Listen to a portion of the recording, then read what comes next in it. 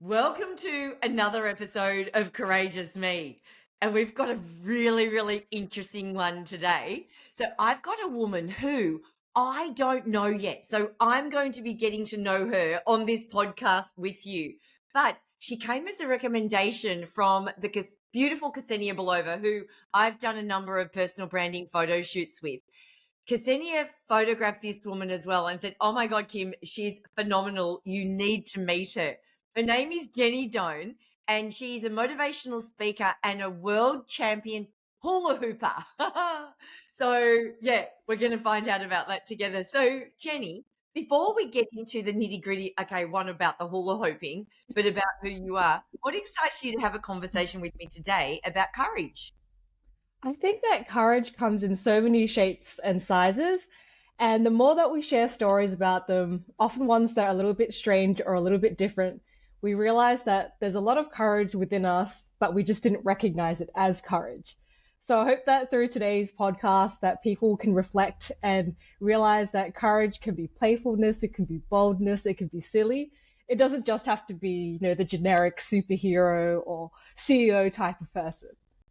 That's so true. And I love that you said playful in that because you obviously have, the accolade around world champion. And I know you've got some Guinness World Records around it, but it's hula hooping, right? So Yeah. I don't know. I'm sure you did this, but I grew up hula hooping as a little girl. That's the playful side. hmm You've turned it into something reasonably serious and, Yeah. all the learnings and the resilience and the endurance, which of course I'm so excited to dive Yeah. into. I love that you said that. So can you just tell us a little bit about who you are, but hmm also when's the first time you really had to reach in and find courage? And Jenny, I don't mind how far back you go or in what hmm part of your life, but where did you find that reaching in and finding courage really, it hmm was more than just, getting up and going to do what you do every day? hmm So I was born here in Perth, Western Australia, and both my parents are Vietnamese immigrants. So when I look at them and I think of courage, I thought of them leaving their country, getting on a wooden boat, and basically going to a refugee camp for the hope of something better. And they didn't know where they were going to end up. And thankfully, it was Australia, where life here is just extraordinary. And being a little kid and watching that, I had this overwhelming pressure to try and be as successful or more successful than them. But they set such a high bar because they're immigrants and they have insane work ethic and discipline. And I think that for a while I was able to, fulfill some of those things like getting straight A's and being successful with my job. But then it just felt very hollow. Like you would get a promotion and you'd think it would be like, yes, now I'm this status and this level, like I get to feel this certain way. And I didn't feel anything. And that's probably where I decided to take the big courageous step.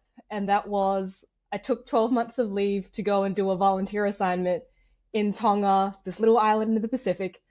And I'd never lived, in another country before, and it was totally new to me, and I had no idea what was going to be on the other side, but I How did old it were you? anyway. I was 23. Mm, okay. Why Tonga? So they had these volunteer assignments that you could sign up for with different roles. And being a maths and stats major, there was one for the statistics department in Tonga. And I thought, like, tropical island, like, I'm not really mad about that. I can find a way to enjoy this. And it just seemed like I had ticked all the boxes, and I figured, like, why not? Because it was, a temporary assignment, and my job was, unpaid leave, so that was still safe. And there wasn't really anything to lose per se, but it was just a matter of just doing it and not knowing what was on the other side. And you did this, so you left work, literally, you left working for 12 months to do this. Did you know it was going to be 12 months, like, or did you just go and then it was 12 months? How did that work out? So they can go up to 12 months depending on how much like time they need from you. So it ended up being about 7 months working there. And you basically had a host organization and like a partner, and then you would work on whatever they needed help on. So any capacity building, so training or any technology related stuff. And then that was just your job for that time. And then in between, you would explore and go traveling and spend time with other volunteers. So places all over the world would have these programs. So there was the Peace Corps from America. There was a Japanese group that had volunteers as well. And just all over the world, I just didn't realize how much was going on. But it's just like a different way of seeing the world and like meeting lots of other people. Fascinating, though. I love that you were working and ticking all the boxes, moving up the ranks in life, Yeah, so to speak, but you felt hollow. So you threw it all away to yeah, go and do this yeah, completely. Can I just yeah, go back a couple of spots? yeah. Was there an expectation? Was it your own expectation to achieve because that's what your parents had done and that was the expectation you wanted to live up to? Was that did you set that for you or did they expect that of you? I think that no one ever like explicitly said it, but you kind of just absorbed it and then you didn't question it because you didn't see any other ways of living. And then living on a tropical island where work doesn't even crack the top three or top five priorities was totally like different. So it's like Wow. family, like community, like religious like affiliations and that sort of thing, and then whole community, and then your life, and then work kind of came at the end. And so nearly all of the volunteers when we started were like really gung ho, like we're gonna make a huge difference, we're gonna change the world. And then we're like, hold on, like slow down for a second, like just chill. And we're like, but how? How do we do that? Because we're all kind of in our 20s in that sort of mode where you're meant to like, run or chase or compete. And then all of a sudden you were told not to do that. And so to put it in perspective, like even simple things like using your phone, like a gig of data costs like $25. And so you didn't like doom scroll or spend all your time on social media like you would today. So rather than spending time online, you were spending time in person. And like rather than commuting, everything was like walking distance. Like none of us had cars. And so it was just this total shift. Like there was no advertising on the island because there just weren't that many brands and companies that were saturating the market. So you never saw pictures of like modern beauty and all these concepts that today we see like 1,000 times a day. And so it basically physically removed you from all these things that you normalized that were actually quite stressful. And then when you were away from them and all that noise was gone, you could actually hear yourself think. And that's when I found that I could recalibrate what I thought was success and what I thought was happiness and fulfillment and all these things without all the other like noises coming in and saying, what about this? What about this? What about this? And what conclusion did you come to about what success means to you in that time? I think a big part of it was at any given time, is this where you want to be? And sometimes that's out of our control, but in the moments that it is in our control, like, how do you answer that question?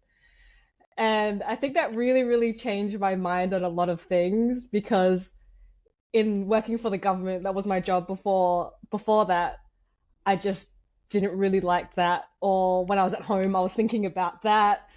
And there wasn't really that really like just for you time to like enjoy your life. Wow. And did that time, I love that whole thing about, is this really where I want to be at this point in time? And using that kind of as you said, the recalibration for how success Hmm. plays out. And Hmm. do you think, like, how long ago were you over there doing this? Can I ask, just for context? So that was probably, yeah, 10 years ago. 10 years. Mm. Do you find that what you learned over there and what you learned about yourself, you still use today and it still impacts you today? Absolutely. It catapulted me to do so many things that I know that I never would have done. Oh my God. Okay. Hold that thought. I want to go back Yeah. there. I just want to touch on something else. You mentioned that when you were looking at this, going and doing this community work, that you were going down the stats stream, statistics stream. Hmm. So I'm assuming at school you were good at maths and stats Hmm. and Hmm. numbers. Yeah. Were you always good at that? Was that something that kind of shone out as a young girl? Yeah, yeah. I think I always wanted to know the answer to things. And so how do you Oh, break things and how do you rearrange them? Because I guess with maths, I think also coming from a non-English speaking background, it's something that your parents and your relatives can tutor you on. And so like they can't really teach you how to read English because like it's not their strong suit. But like when I was a kid, I knew all of my times tables when I was 7 because they would just teach you, and that's something that numbers make sense in all languages. So you just oh, I have love an that. advantage, which is pretty cool. Yeah, yeah. And I love that, you've even at the beginning when we talked about courage, you said the whole playful side as well. But yet Mm, you've got this very, maths, mm. stats kind of, sciencey, more black and white, there is an answer. But Yeah, yet you've yeah, gone yeah, off yeah. to do something where the answers are all like within. So yeah, Yeah, that's yeah, yeah, yeah. phenomenal. So just going back to now where we just left off that part, you've gone and done this work Mm, and you said that it kind of encouraged you to go and do things that you wouldn't have otherwise done. Talk to me mm, about that. What are some of the things that you went off and did that maybe mm, even surprised you? mm. So sport was a big one because growing up, I was always felt that I was bad at sport because I was smaller or I was weaker than the other kids. So I wouldn't really try that hard. Like if I was ever defending in like soccer or anything, if anyone wanted the ball, I would just be like, you take it. Like I don't want to get hurt. And so I was not courageous on the sports field whatsoever. And when I went to Tonga, because we only ever cycled everywhere, you had to get good at cycling if you wanted to go places. And the beach was 1 hour in one direction, and then there were these beautiful caves 1 hour in the opposite direction. And my good friend Leo, who was a phenomenal cyclist, like he doesn't even look like he gets tired. He's just like a beast of a cyclist. He taught me the ropes like really, really slowly. Like this is how you cycle like 1 hour. And then when you get to 2 hours, you have to think about nutrition and hydration and how do you cycle in a headwind so that you don't burn yourself out and how do you cycle efficiently so you can keep going. And then 1 hour became two, became three, and before I left, we went around the whole island, 100 kilometers, which took about 5 hours. And they call that a century. It's like a cycling achievement. And once you can do 100 kilometers, you realize that it's not that bad. And when I got back to Australia after the volunteering thing, I went cycling, like across countries because you can break down any distance between two places into 100-kilometer chunks and you can cycle across continents like a really far distance if you just break it down enough. And that kicked off like a whole like chain of endurance which then fed into everything else later on. Oh, wow. Because so you didn't just say cycling across the country, you said cycling across countries. Yeah, yeah, So you yeah. literally went to Yeah, other countries yeah. and cycled. Yeah, so the largest country was Canada from Vancouver to Montreal, and that was 5,000 kilometers or about 3,000 miles. And that's Rocky Mountains, that's the prairies, that's rolling hills, and that's enormous. And you don't think that you can do something like that if you've always been told or felt like you were weak or not as strong as everyone else. But I realized that when it came to physical activity, being really fast or having brute strength wasn't really my thing. But endurance and going slow and steady for a really, really long time, I enjoyed that way more than I thought was actually possible. To me, it was almost like meditating. I don't listen to music, I don't listen to podcasts. It's just me in nothingness, like the open outdoor world. Wow. And that became your superpower. So where you, and I'm gathering that when you said you're growing up and you didn't like sport because you were smaller and you said weaker and maybe not as strong, that was Yeah. self-imposed. Is that the Yeah, way that yeah, you yeah, yeah. Like you yeah. weren't getting like, the first place ribbon and you weren't getting these things that said that you were the best. So you're like, oh well, what's the point? And then you just discard this thing. Wow. And I think, yeah, it's just like these small things and that you don't see anyone in your family that does sport. So you're like, yeah, who does this? Like, that's not for me. That's someone else. Like those kids over there, they're good at sport. Wow. But yet through just cycling and being taught how to cycle properly, like not just get on a Yeah, bike and go for yeah, a ride, learning yeah. about the endurance. So then it set you up. Do you know how many countries you've 20, cycled? 20 something. 20. Uh, Oh, wow. And of yeah, course, yeah. you get to see all these beautiful places. Yeah, so you're the vessel, so all you spend your money on is like food. You're just constantly eating like a machine. And so whenever you want to eat something, you're like, yes, yes, yes, yes. Like multiple desserts, like anything you can get your hands on, and you just burn through calories. And food tastes incredible, and you go through the small towns that people would normally skip because you have to go through each of them. And so you could be in like a rural town in like Japan where they've never seen tourists because nobody stops there, And people will stop and like you kind of have Google Translate conversations. People will like offer you food and like show you cool places that you like aren't on Google Maps. And yeah, it was just such a beautiful way to see countries and at such a slow pace that you really soak it all in. Wow, that's phenomenal. And can I ask, how do you Yeah, fund this? Because, yeah, to yeah. anyone thinking, oh, yeah, that sounds really great, but I've got financial commitments that I can't get away from. How do you fund all that? Yeah, so when I came back from that volunteering assignment, I moved back in with my parents and I just saved all of my money, like absolutely everything, and then just as much as I could, like knowing that there was this thing that I loved and that's why I was doing it. And so that Oh, was just that knowing that there's this thing that you want more than, spending money on like drinking or anything like that. And then that nest egg got bigger and bigger, and then you were just so excited that you knew why you were saving it for. It was just really exciting. but I reckon that's the key, isn't it, with saving? Like, if you're just saving for saving's sake, I Yeah. think it's really challenging. But when you understand what you're saving for and Mhm. why you're Mhm. doing it, it Absolutely. allows you to go, yeah, I don't need to go out and, buy that outfit or go to that party or drink that booze because I Mm. know I've got a bigger purpose for where I want to direct those Mhm. funds. Yeah, Absolutely. that's so beautiful. And tell me what happened. So you've gone to all these countries, riding everywhere, Mhm. experiencing life that most other people would never get to see. Mhm. What was the next big thing? If did you get to a point where you thought, wow, if I could do that, what else could I do? Yeah, I think there were parts where I would come back to Australia and then I would just think, okay, I'm gonna get a job. It's just gonna be 12 months. I obviously wouldn't tell my employer this. I would say, yes, I'm passionate about this job. But then I ended up finding a job that I did like, which was working as an analyst for Uber, the ride sharing company. Oh wow. Yeah, yeah. And I think I'd worked in government, I'd worked in corporate, I'd done volunteer work, and I feel like the cultural fit wasn't quite there for me. But working in a startup where things are really, really fast and chaotic was really, really fun. Wow. And that's where the maths brain got to come back and make a comeback there.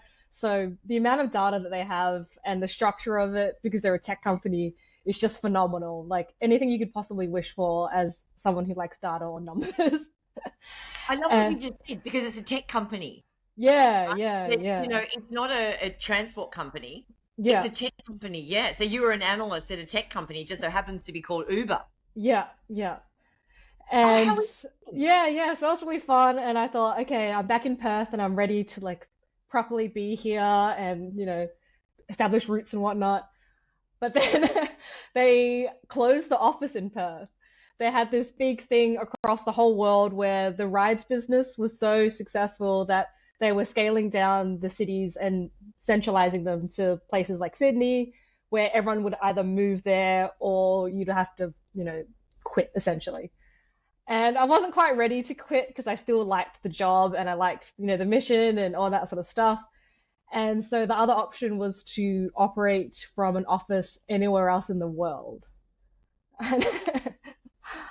And if you pay me and you allow me to move to another country, of course I would go. How could you not? And I guess that was the next courageous thing, moving to a country with a longer sort of time frame rather than just a temporary assignment. Ah, where'd And you go? Chicago. Why Chicago? So they had a subset. So they have Uber rides, they had Uber Eats, and Uber Freight for trucking. And Huh. Chicago was like the logistics center of the US. So everything comes in and out of Chicago, and it's the major hub. And it was kind of funny because when it happened, I got approved for it, and then a polar vortex happened, and it was like freezing cold and like crazy scary. And I thought, oh, man, terrible mistake. I should have picked like a sunny place to go. But I knew that you know that what's out there might be out of your comfort zone, but people live there, people find a way, so you just like figure out what they do and try and learn from them. Oh, I love it. So you moved to Mm. Chicago. How old were you when you moved to Chicago? I was 28, 28. And you knew no one? pretty much. So I knew my manager who hired me. So okay, I you had know one person. Yeah, yeah, that's so I fair enough. had Go to the other side of the world, know one person who's actually only your manager, not a even your yeah. mate. Wow. I just, And to some people that's courage in itself, right? Just yeah. doing. How did you I'm assuming you made quite a lovely life for yourself. hmm What went through your mind as you were, you kind of landed in Chicago? What did Yeah. you do? What sort of went through your mind as you were doing this? Yeah, so I actually talked about to it with my parents, which is kind of rare because when I decided to go on that volunteering thing, I didn't tell them at all. I just went and they found out later. So Where did that thing gone? I don't know. I just messaged them when I already had decided and I was like, Mom, I'm flying to this other place, but I'll be back. And Did it you was just not tell them? yeah, because I didn't want them to talk me out of it or for them to feel worried or stressed out. And I guess it's inevitable, but I didn't want to be talked out of it. And That's I think this time round I spoke to them about it and I just said to them that, like, you guys left your country for new opportunities and different experiences. And I was like, so you can't poo-poo me on this one because I want the same thing, like, just in a different format. well. That's Um, essentially they've got no comeback, right? yeah, no, oh, got you. Going straight back at them. But hang on, you did it. Why can't? That's cool. Yeah, yeah, yeah. So that was sort of my mentality around it, where I had the option to move to Sydney, but I didn't want to move to Sydney because, it's expensive to live there, and it was going to be uncomfortable, but I wasn't going to learn anything or as much because I was still in Australia. And Mm. so I sort of had this feeling of like, if someone asks you to kick a ball, like, do you kick it as hard as you can, or do you just like gently kick it? And I'm the kind of person who would run as fast as I can and just to see like how hard can you kick it, like how far could it possibly go? Oh, And that. I don't know if that's just like me being rowdy in my own way, or if it's just genuine like curiosity. Yeah. Because out of all the things, like, what's the worst thing that can happen? Like, yeah, a lot of people will go down that path, but then, like, what's the best thing that could happen? And you don't know. You don't know either way. Well, no, you So, don't. But I like that. Let's not just, tap the ball. Let's go and kick it yeah. as hard and as far as I can. Yeah. Move to the other side of the world. Like, that is absolutely golden. And Yeah. so, Chicago, tell me, sorry, I Oh, interrupted yeah. while we were talking about Chicago. Yeah. What sort of, you obviously working for Uber, but Mhm. what else came out while you were over there? Yeah. So I had to go find somewhere to live. And so I picked some roommates who I found on Craigslist, which I guess is like Gumtree, Oh, but of in the course you US. mates on Gumtree. Yeah. Yeah, yeah. So, and I didn't know what to expect, but I went into the US with this mentality of there's no point in being who I was, like maintaining that facade, because nobody who knows who that is anyway. Like that's a waste of time and energy. So just show up as who you are and what you feel like right now. And if you don't know something, you can ask because nobody expects you to know things. So like your job, like I've never worked in the freight industry, so ask questions because everyone around me has been there for years and years. I've never lived in America, so if there are cultural things or expressions I don't understand, just ask. Like no one's gonna call you stupid. And I think that was just such a fear before, where you should know this and you should know that, but in this case, like you don't know anything, so just go along with it. Like play along and like people will actually help you, and if they don't, then like at least you know that they're not a person to ask for help. That's right. But Um, what a beautiful kind of even metaphoric, even though this literally happened in your life, that mhm, when you are completely on the other side of the world in a place that you don't know, mhm, even though you knew your work, you didn't know the industry part mhm, of your work. So because you're in that place, it gave you the permission almost to be curious and ask. And mhm, I loved what you said about also the identity that say you had here in mhm, Australia, you're over there, so there's nothing to uphold, right? And a mhm, lot of humans spend so much mhm, time and energy upholding an identity, often an identity mhm, that they don't want. mhm, How mhm, different then did you show up as you mhm, in Chicago compared to the Jenny version of you that you'd left in Perth? mhm. Or was there any difference? I just had so much more energy because I Oh, feel like when you're maintaining your old self, it's like you're running a filter. Like, would I say this? Would I say this? And then most of us have different personas in different environments. So your work one versus your social one versus your home one. And so you're like playing a switch between all three. And because I got to drop all three, they were like all gone. Like my home me was with people I just met, my social life was the new people I was going to meet, and my work life were new people as well. So there was no like reason to have three separate masks. And so I was like, oh my God, is this how people live? Like, this is amazing.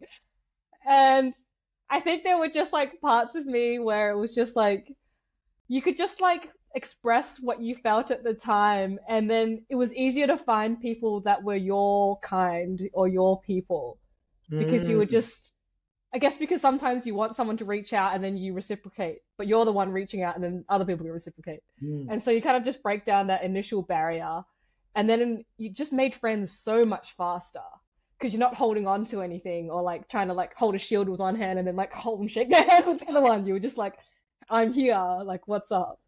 I'm here, and this is who I am because Yeah, yeah. you've chosen to be that person. Do you think that that time when you're in Tonga and away from all the noise of Mm, what distracts most people from in their everyday, do yeah. you think that also gave you the power to understand who you are and who you want to be? Do you think that's all Hmm. connected?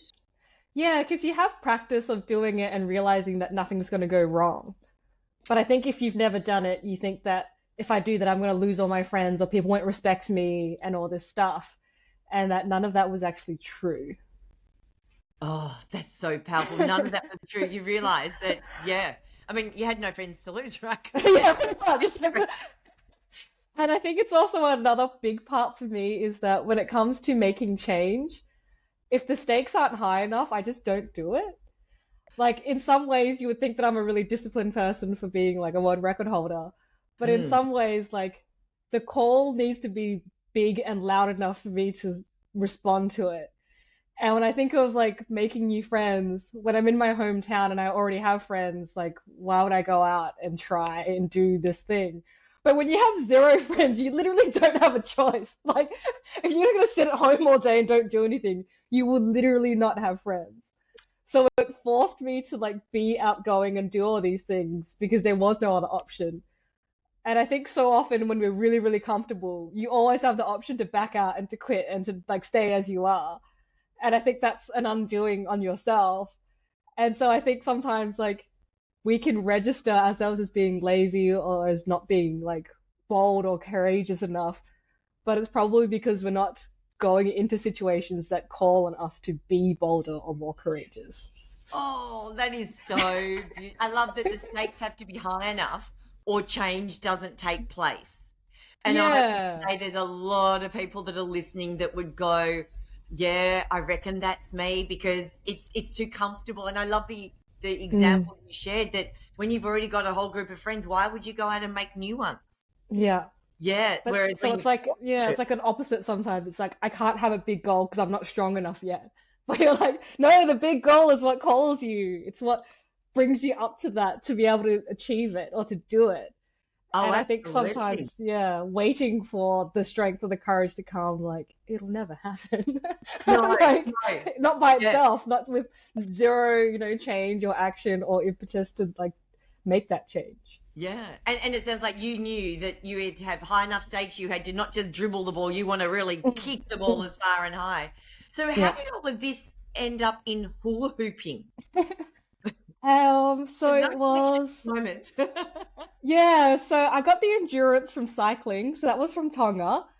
And then when I came back from Tonga, the volunteering assignment, I went to this night at the museum event in Canberra, and it was joy themed. So they had bouncy castles, they had Lego, and they had hula hoops. And so this was 2005, no, 15, I think it was. And I tried out the hula hooping, and it was like super easy. It was like riding a bicycle, and my body just remembered. From when you were a kid. Yeah, yeah. Yeah. So I hadn't hula hooped since like primary school. And so then I took the business card from the lady and she did these dance classes. And so each week they would teach you a dance move to a part of a song, and after 8 weeks they would merge it all together and you have this choreographed dance. And so I went to class 8, like the end of it. Everyone had already done 7 classes before, and I sucked at it. I was terrible. Like they throw it in the air, they chuck it behind them, and they do all these things, and I just hated it. I couldn't do it. And You've also skipped classes 1 to yeah, 7. yeah, it's just kind of Like, yeah, why did yeah, you do it? You haven't pretty learned. much, pretty much. And then I realized when I got home, like, there are instances when you find something hard, but you're like, I'm gonna figure it out, and then you go and figure it out, and then there's something that's hard and you have no interest in it whatsoever. Like, get that thing away from me. So I was in that category. And then I Googled what are hula hooping activities that aren't dance related. Because I don't really enjoy dancing. Like, I like listening to music, but getting up and dancing isn't really my thing. And then there's dance, there's circus tricks, and then there was one guy who hula hooped for 74 hours and 54 minutes for the longest marathon hula hooping Guinness World Record. And his name was Aaron Hibbs. So I looked him up on Facebook. I was He going to was, say, I know exactly where this is going. yeah, yeah, he was in a band, and then I tried to add him as a friend, and then he never responded. And then I looked up videos of him hula hooping, and then I saw that he was a very forceful hula hooper, like moved quite aggressively with it. And I thought I could do better than that. Yeah, so I was just like, one day, one day. And then I just sat on that idea for ages because even though I wanted it, I couldn't justify why. Because there's Mm. no money in it, there's no like practical reason for it. Like it's painful, like it takes a really long time. And there was no like logical sense behind it. So at the time, I didn't take it seriously. But in hindsight, now I realize that the fact that you want it and it doesn't make sense, like, isn't a problem. Like, your brain doesn't need to comprehend it. No, don't let logic get in the way of Yeah, sounds yeah, like an yeah. amazing challenge. Wow. And So, yeah, keep yeah, going. yeah. Mm. And I think that when I got to the US, I'd done so much internal growth and I'd learned that my logical brain is good for like my job, it's good for solving problems, but it's not necessarily good at making decisions because the best decisions I made weren't purely logical or they Mm. defied logic. Mm. It was what you deeply want that you can't put words to sometimes, but it doesn't mean that they're bad ideas. It's just that you can't find the words for it. But I learned Mm. to recognize what that feeling was, and then when I feel that, then it's a sign that it's like directionally good for me. Can you put words around what that feeling is? Um, I think it's like so there's a combination of curiosity, but then there's also that you know that this thing is going to make you feel alive. Ah, So other people might not benefit from it. It's not about them. good But about you know them. how it's going to make you feel. And Wow, and that's so, how you felt about the hula hooping. Just yeah, it yeah, made you feel alive from within, yeah, even though at a practical and a logical sense, there was none. yeah, Wow. So how did you, so you've seen the guy that's got the world record at 74 hours. yeah. And so what then, did you then think, okay, I need to beat him? Like, is that kind of the mental process that happened?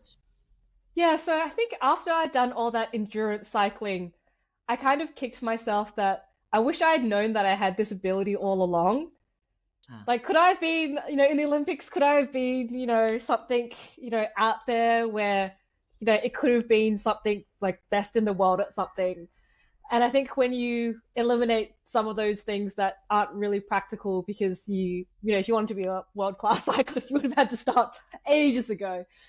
And I think that's where the Guinness World Record thing came in because it's just its own league that it's wild and it's wacky and it's like some of these things are so like you would never think hula hooping. It's so like niche and that was like a way to test like if you were to really push something to the limit, like what is actually stopping you? Mm. Like physically, mentally, all that sort of thing. And like what is your actual limit? Mm. And yeah, I think moving to the US and having that extra energy from not maintaining some weird masks that I used to carry, that Mm. freed up energy. And then America doesn't have anything like tall poppy syndrome. Like it's just if you want to do something wacky, like go do it. People will want to see that because they're like, that sounds entertaining. Hmm. And then it was just the right time, the right place, and like why not? And it ended up being even better timing because it happened like 3 months before the pandemic. And so if I'd waited like, oh, I need one more year, blah, blah, blah, like it wouldn't have happened. It would have just been like, great, now the pandemic is here and we're too sad to do anything. Wow, that is so Um, cool. I like what you said though, that if I had have waited one more year, because a lot of people do that. It's like, oh, hang on, just let me get that little bit better. Just I need that little bit of extra confidence by, having another year of experience under my belt or practice under my belt. mhm, So when you were going in were you going in for the 100 hours, or were you going mhm. in just to beat the 74 hours? I was going in for the 100, Okay. and I had this clock that needed to be in the background that counts Yes. up, and it went up to 99 hours, 59 minutes, and 59 seconds. I So I was saw like, it. Like, okay, no, that's you a didn't make top. 100. You never got over to 100. They didn't make clocks that big. I had to buy the next bigger clock. Oh, too funny, too funny. And Yeah. so when you were training, I Mhm. know this might sound like a really weird thing, but most people, when they're training for something, especially something endurance, and you obviously got instruction when it was riding bikes around it, Mhm. did you have a coach or something that could train you on endurance with a hula hoop? No, so there's no wiki guides, there's no No. there's nothing. So you have to invent it. So I looked up a guide to run 50 kilometers, and then how they do the distance. And I guess with running it's the same thing where it's like you go up for like 3 weeks in a row, and then you take 1 week off, and then you go up continually. And so there's like a certain percentage that you can do without like injuring yourself. So 20-30% is kind of the sweet spot. But I didn't really have that much time, so I started sort of backwards. So I need to get to 100 by this point and then work your way back. And so then it was just like the weekends we're doing it under Guinness World Records like requirements. So for every hour you earn a 5 minute rest. So you can save that up to sleep and use the bathroom. So using their test conditions. And then during the week, I would just do my own training. So cardio, where you'll just get a small hula hoop where you have to hula hoop faster, and then do that as like interval training, sort of like big hoop, small hoop. I was like, that'll work. And then I would hula hoop with my housemates, and we'd put a movie on. And so we watched like all of the Fast and Furious movies. We've seen all of the Lord of the Rings. We've seen all of Harry Potter. Like you just like go through all this stuff to like stay sane. Mm. And interestingly enough, like the first month of it was just getting into the habit of training. And so it was this concept of like, you just show up whether it's a good session or not a good session. And so just allowing to have like mistakes and whatnot. And so I think that was quite good in terms of being able to be in control of your schedule and just knowing that what you're doing each day so you don't have to mentally think about it. And And are you still so, working at yeah. this time? Yeah, yes. I was working full time and then I did the math and it was something like averaged out to be like 18 hours a week of hula hooping for 4 months. Wow. And when you're hula hooping with the movies on and your mates, are they hula Yeah. hooping as well, or just you? Sometimes they would hula hoop, sometimes they would just like chill and watch the movie. So they're all sitting on the couch while you're hula hooping. Yeah. Yeah, yeah. And So it's, and as you're doing it, like I'm assuming there's a skill. I mean, there's a skill just to keep the hoop up, like and yeah. not let it drop. Is there Yeah. something different though when you've got to do it, for an extended period of time that you would do different to how, say, when you're a kid in the playground? Yeah, so you have to really learn how to be more efficient. And so initially I would do it barefoot, but then after 17 hours, my arches would just get really, really tired. And Yeah. so then I have to go and get shoes and then like the fatigue mats, for people that stand a lot, that like cashiers and stuff.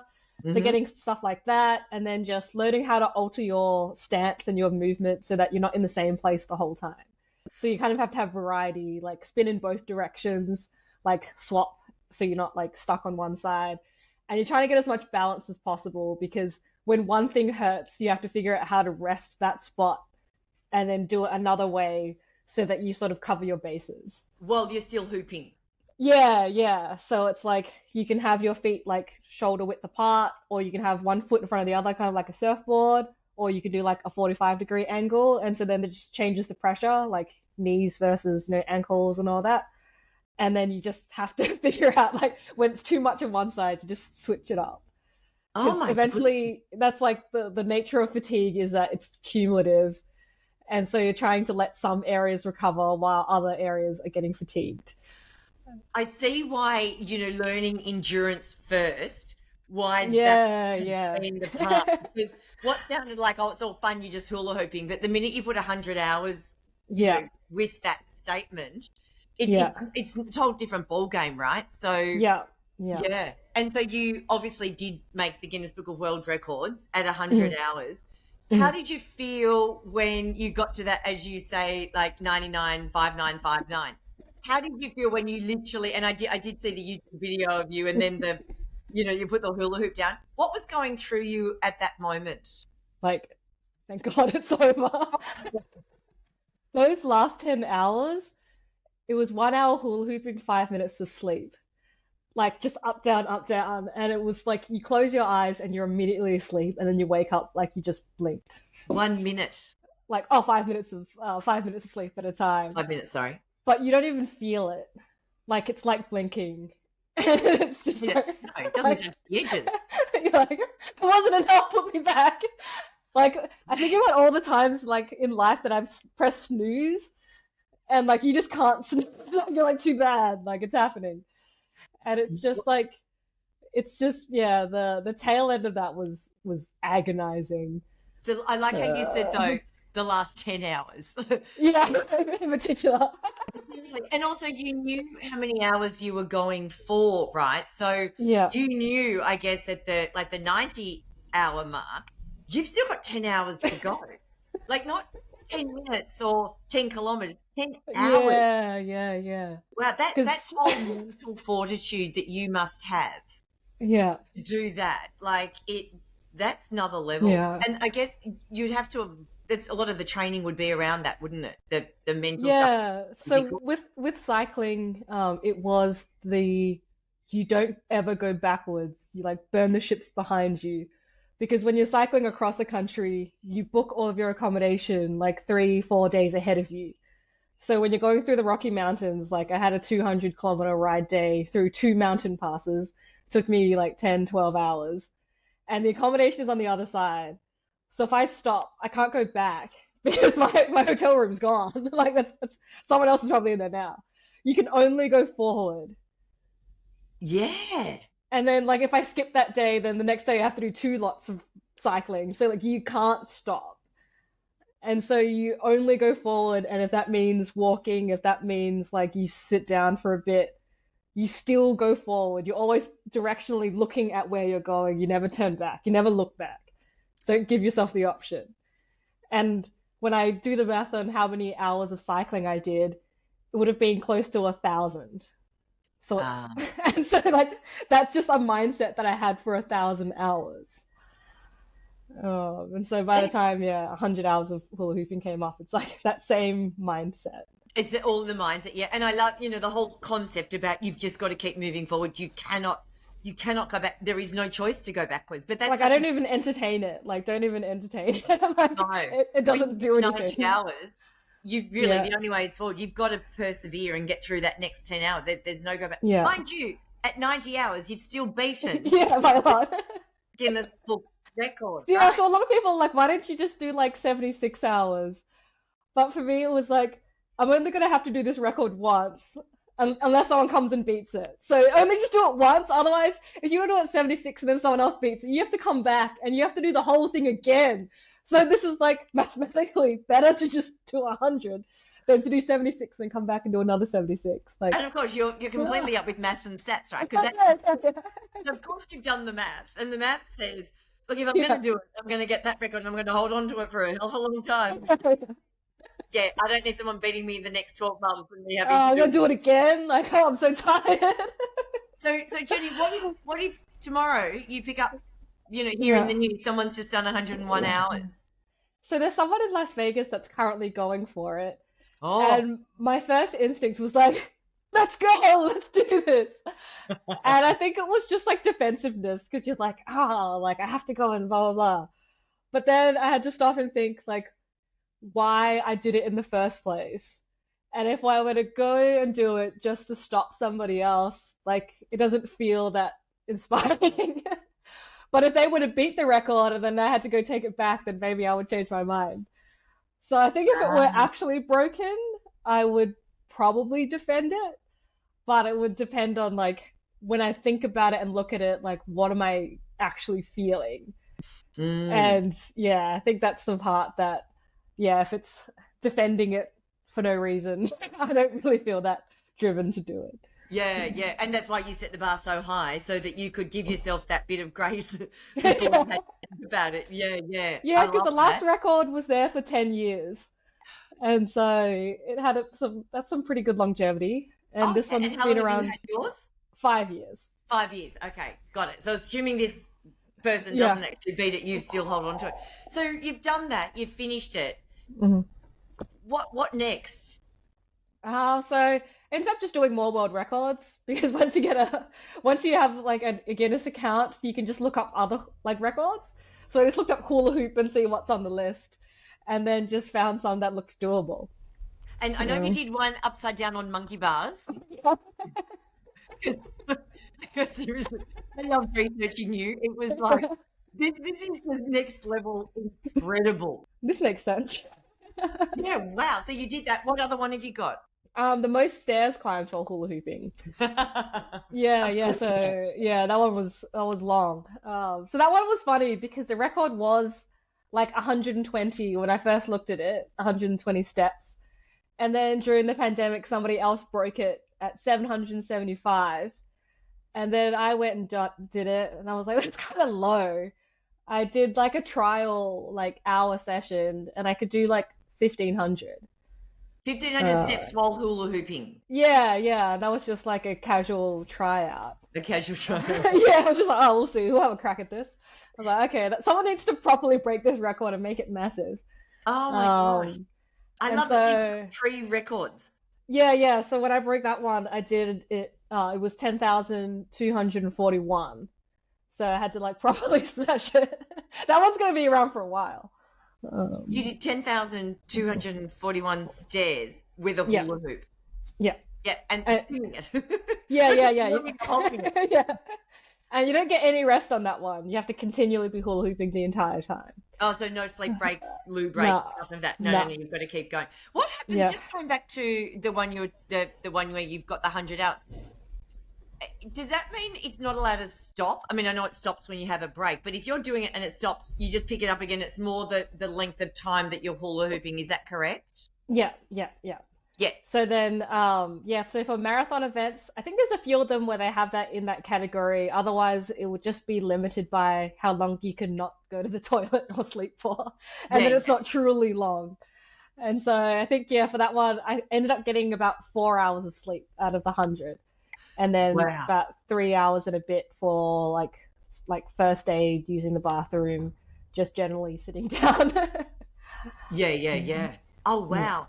And so, off the back of all of this, I know you now do motivational speaking. Talk to me about that. Like, how do you feel? I know you've got these incredible stories, but how do Mhm. you feel about the speaking piece? Because I know that speaking, especially on a stage or with a microphone or in front of an Mhm. audience, for a lot of people, it would take absurd amounts of courage to do. So, how did you sort of move into Mhm. that space? And is that courageous or does it feel quite natural? Originally, I thought one day I would do motivational speaking, but I never set a date or Ah, any reason for it. But the thing that actually pushed the change was I had to come back to Australia because my dad was diagnosed with leukemia. oh, I'm sorry. Yeah, so that was about 2 years ago. And so being back in Perth and basically giving up everything that I'd built in like the US. So all my friends and my job and all that stuff was just gone. And so you go through this really, really sobering process where you realize that like life and everything is so often so out of your hands. Mm. And so he battled with cancer for about a year and then he passed on. Oh, I'm sorry. Yeah, and I was thinking a lot about his legacy, that his whole life he gave everything to, the family, so my brother and I and my mom. And we were the beneficiary of all of his hard work and his sacrifice and all that. And he said to me that he wanted me to, get married and have kids. And I always felt conflicted about that because I'm single and don't have kids. I'm like, why have you put me on such a difficult mission? Like, is this not something that I can do? Like, is that, going to be bad if I can't live up to that? And then I sort of dug a bit deeper and I realized that the thing that made him happy was having a wife and children and providing for them. So it actually just meant like do what makes you happy, do like whatever it is that allows you to give your gift to whoever it is to receive.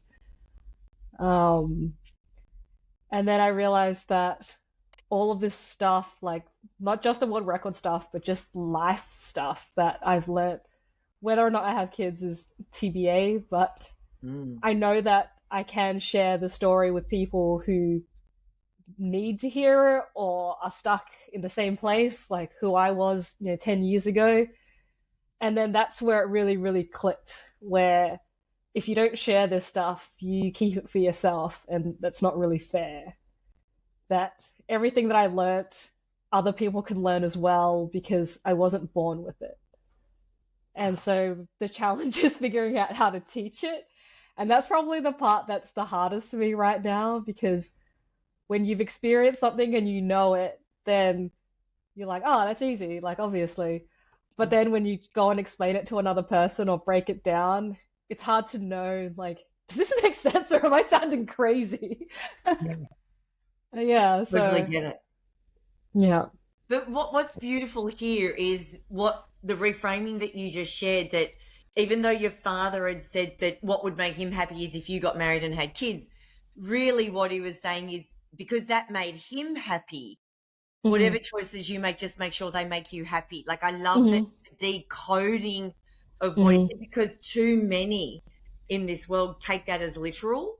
And Mm-hmm. that if we don't do it like that or the way they experienced it, but how, Mm-hmm. I mean, that's a gift in itself that you could decode that message and Mm-hmm. then recode it, so to speak, for you and Mm-hmm. apply that in your life. And now you're passing that on through the work that you're doing to Mm-hmm. others.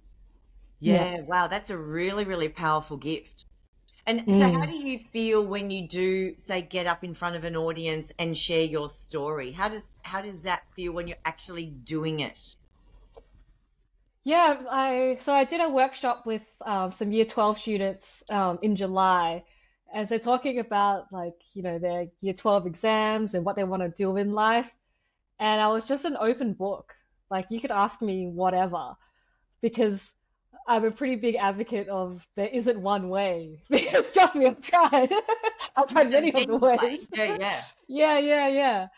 And the biggest takeaway I wanted to give them is that like you can really, really want and desire things, but then there are things that you don't even see coming, that you couldn't even imagine that you would want or would be exciting. Like they haven't even happened yet.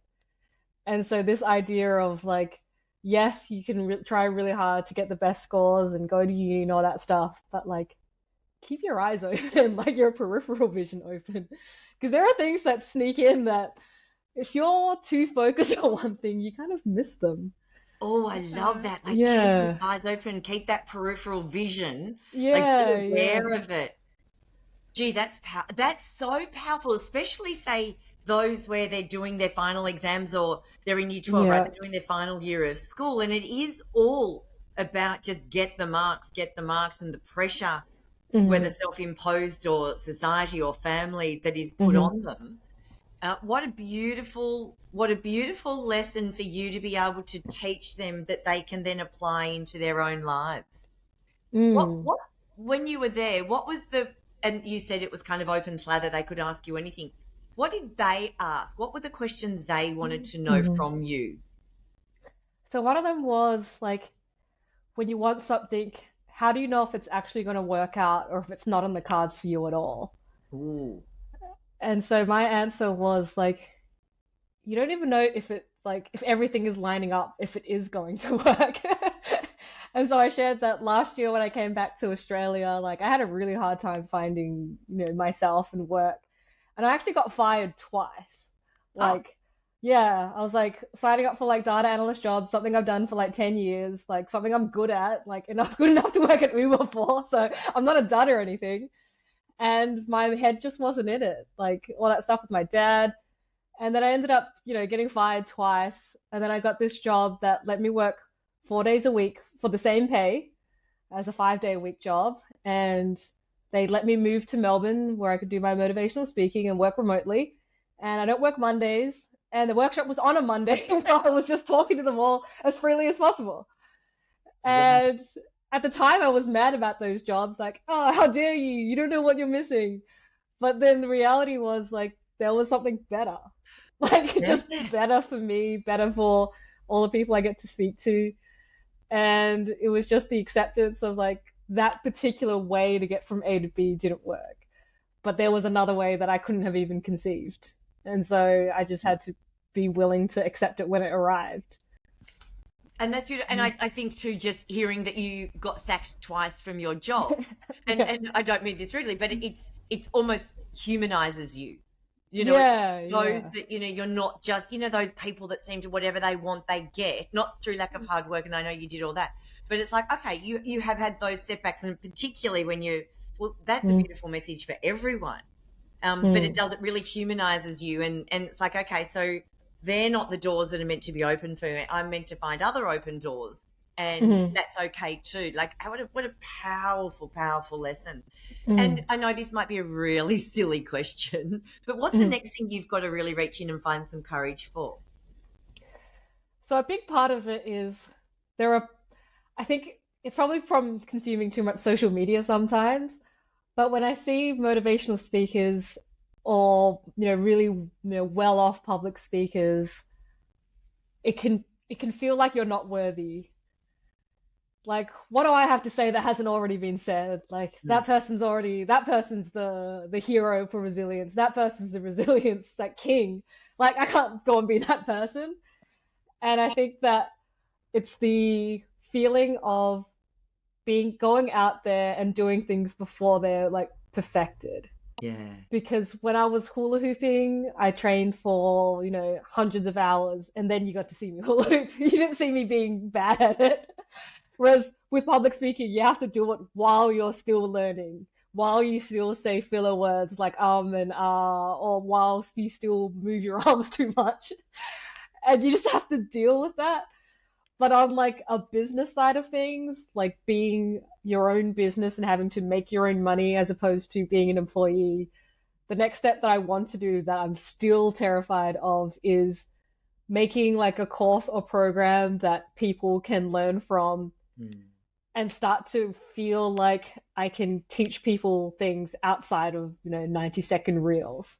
Like having like an hour, like proper, like serious program. And that part kind of scares me because part of me wonders if what I'm sharing or what lessons I've learned, if people will think it's stupid. Like, it's Mm. just a part that you wonder, like, is this weird or is this just like my random thoughts or is this actually useful to someone? Really, And I really think, novel. Yeah. So, yeah, yeah, yeah. and is it, you said before that, you don't just dribble the ball, you kick the ball as far as it can go, or the goal has to be so big to really enforce or force change for you. Is that goal big enough? Yeah, so potentially it's that I might be just copying what I'm seeing Mm. and that I haven't had that sign hit me that like this is Yeah. the one that you really want. Yeah, yeah, yeah. And so I think there's a combination of like you learn the skills and things that you need to, but then like the inner voice that tells you how you're going to share your gift like isn't out there on a piece of paper for you to go pick up. Like something that you need to internally feel yourself. And I think there's like so many different things that I think play into that. Like whether you're ready to do it, whether you have like the clarity in your mind to do it, or if it's just you just do stuff and then you find out as you go. So Yeah. I'm not fully sure on this. It's such like a different world. Like I laugh because sometimes I think like hula hooping 100 hours is easier than this. then that could also be hindsight playing a role there. Absolutely, that's right. As probably riding a bike and thinking that you could do sport, at that Mhm, endurance level that when you're only small and you're not strong, as you said earlier on. So I'm mhm, sure, Jenny, whatever you set your mind to, you are going to not just achieve, you're going to absolutely knock it out of the park. So if people mhm, just do want to follow along, learn more about you, book you as a mhm, public speaker, mhm. I'll obviously put any details in the show notes, but where should they head straight away? They just want to get more of this Yeah. Jenny goodness into them. Yep. So on Instagram, you can find me on the Jenny Doan, and so I post all that stuff there. And then on my website, jennydoan.com.au. Beautiful. So And all I'll my put details details there. in the show notes. Yeah. Yes. Wow, Perfect. and by the way, I know we're at the end and I know this is a podcast, but we are doing a video version of it too. Yeah. You know, given that most of us are probably not hula hoops since we were kids, Mm. can you just give us a couple of skills Mm. of the hula hoop, the way that a Guinness Book World Record holder does? Alrighty. So I have easily like 50 something hula hoops in my apartment. So Wow. I'll give you a taste of how many is here? Five. There's six. So Six hula hoops. while she's setting up everyone else, if you're listening Mm-hmm. to this on as a podcast and you want to check it out, head over Mm-hmm. to YouTube because this will be on Mm. YouTube too. Oh, fruit! She's got a whole. I'll give you Oh eight. my Yeah, God! yeah. I'm not going to do one. No, Two we'll go hundred. 10. We'll go 10. Yeah, Yeah. So this yeah, was that's easy. for the most hula hoops spun while upside down. Oh wow! Oh my goodness! And so they start to move apart Yeah, because they move at different speeds, and then you just wrangle them and they come back together again. of course you So, do. Hey, anyone else trying this at home?